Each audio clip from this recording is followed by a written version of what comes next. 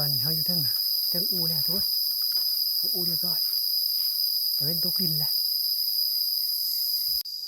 ก็หอกเขาบางยาทุกคน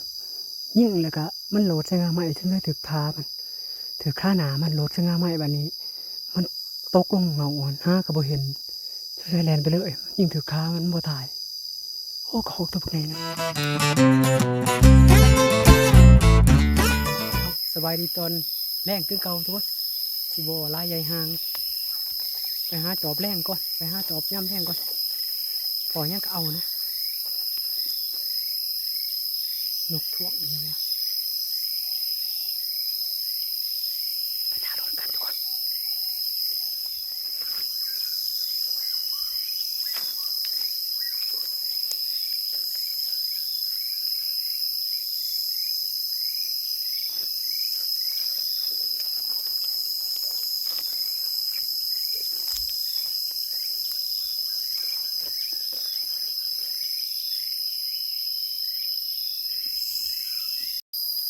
เอาทุกคนตอนนี้ค่ำเลย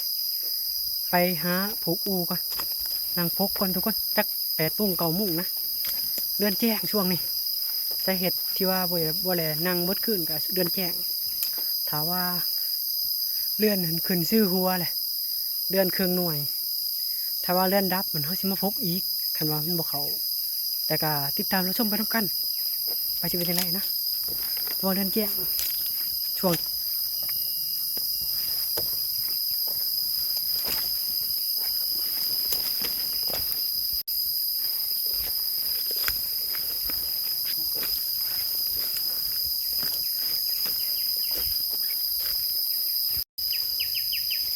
สาเหตุที่เขาอยากมานั่งก็คือเนี่ยนี่แหละทุกคนกินลายบอลอยู่ได้แล้วเขาจะบริถ่ายให้เบิ่งลายทางมันจะถึงบนทางมันเขาจะพกอู้เลยแหละคำเลยนี่แมนเบิร์ดปักเขียวมันกินไม่ต้องให้เขียวนะกินสะเขียวทุกคนปวดปักเขียวล้นไล่ขนาดแถวนี้แต่ว่าเขาสิมานั่งแถวนี้แหละเขาสินั่งมองนี่แหละตอนนี้เขาอยู่เทิงอูแล้วทุกคนผูอูเรียบร้อยแต่เป็นตัวกลิ่นแหละจะได้กระทาที่ตาเราสำคัญ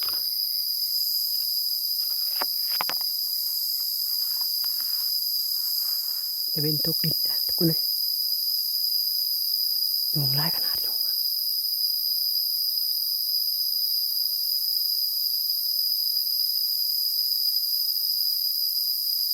คือกระรอกยาเนี่ยก็หอกเขาบางยาทุกคนยิ่งแล้วก็มันโหลดใช้งานใหม่ถึงได้ถือคามันถือค่าหนามันโหลดใช้งานใหม่แบบนี้มันตกลงเงาอ่อนห้ากระโบเห็นใช้แลนไปเลยยิ่งถือค้ามันบ่ถ่ายโอ้ก็หกตัวไงนะ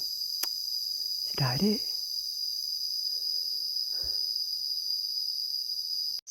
เริ่มมืดแล้วทุกคนตอนนี้เป็นเวลา7 โมงย่างแล้ว7 โมงย่าง7 นาทีกันมืดนี้พังเบิกทนมาจะเป็นยังไงบางอย่างนี่ก็หัวเขาใกล้ๆนึงเขายิ่งถืออยู่แต่ว่ามันบ่ตายนะยิ่งถือปุ๊บมนโมเมนต์มนคักถือหมองค้านตกปุมันแลนเลยจะได้ก็ติดตามกันทุกคนหน่อยเดือนกับแจ๊กันนะทุกคนเดือนแจงจังปางอยู่ พี่ตายเลยเนี่ยนี่ขันพวกเขาใช่มา8 โมง 9 โมงเขาก็จะลงไปนะมีแต่ทางเดินดับเข้ามา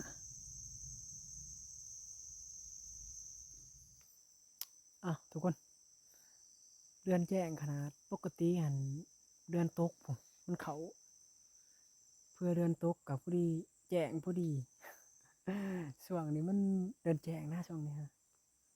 เอาไว้เดือนเมิดก่อนทุกคนจะมานั่งใหม่เนี่ยที่ว่าเขาทำงานผิดพลาดเขาเห็นมังเม็ดเห็นมากินมันกำลังเริ่มกินทางมันกำลังเริ่มเที่ยวนะทุกคนแต่ว่าเขาจะลงเลยแหละตอนนี้ก็เป็นเวลา8 โมงเขาบ่ไว้ใจยันนะนั่งยันเลยหิวนอนซื่อๆนะเพราะว่าแต่ละเทือตามตำรานี่เดือนตกมันเขาแต่ว่าช่วงนี้เดือนโบตกเดือนตกก็คือแจ้งอย่างเดียวโอ้เสีย ได้เด้ไปเลยจะให้เบิ่งเดือนโอ้ยเดือนแจ้งยิ่งปึ้งเดือนแจ้งแห้งอีดีด่ะคือว่าแนมเห็นหมดเลยขี้ดินขี้หญ้าแนมเห็นหมดเลยนะอันนี้ว่าเฮาไต่ไผ่เฮาบ่ไต่ไผ่ก็เห็นแต่ว่ากลางคืนมันอาจสิมืดแน่นะตอนนี้ก็ย่างลงมาแต่ห่างเลยนะทุกคนลงแต่ห่างกะทิย่างออกกันบัดนี่มาทางผิดเลย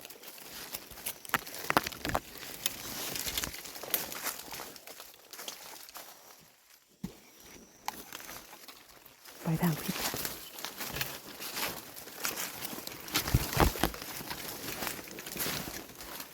นี่ผู้โดยสาร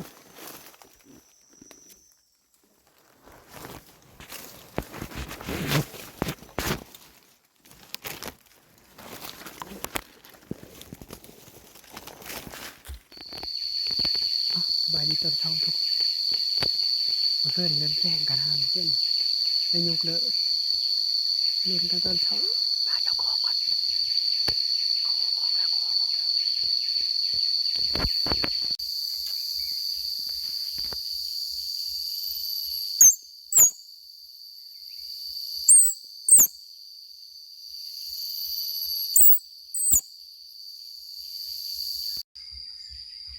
ไก่หอกทุกคนไก่มันกระตากมันเตือนเอา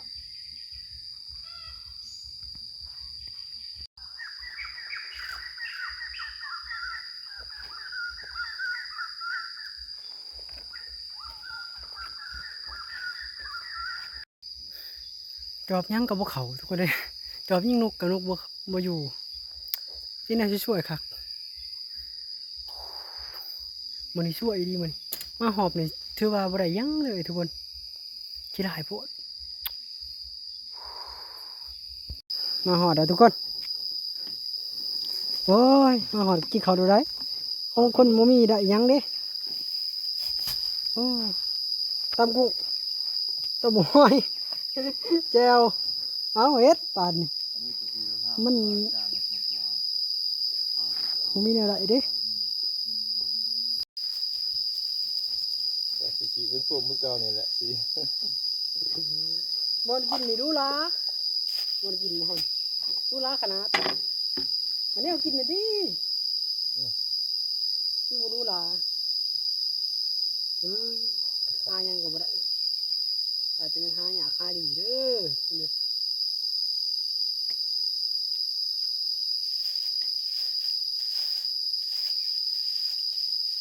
ลำบากหากินหาอย่างทำเจียวก็ขับน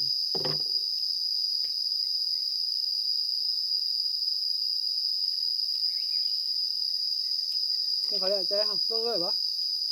นึ่งเขากัน ลงก่อน นั่งแค่หน่อย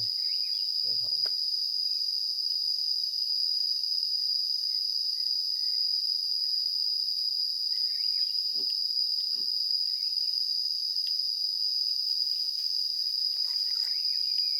ไปให้จังกะบ่แปะบ่ให้จังกะให้ทานบ่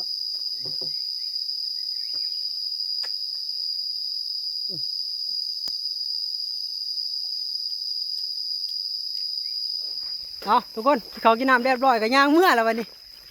บ่มียังเมื่อผักคนทั้งบ้านซ้ำโอ้แดดกระแดดย่างเมื่อตอนบ่าย2ย่างก่อนทุกคนเลยพอได้คลิปนี้ก็ขอให้อยู่ดีไม่แห้งให้ถึงได้ครบโตลำๆเรื่อยๆวัดทุกคนขอจบสำนี้ก่อน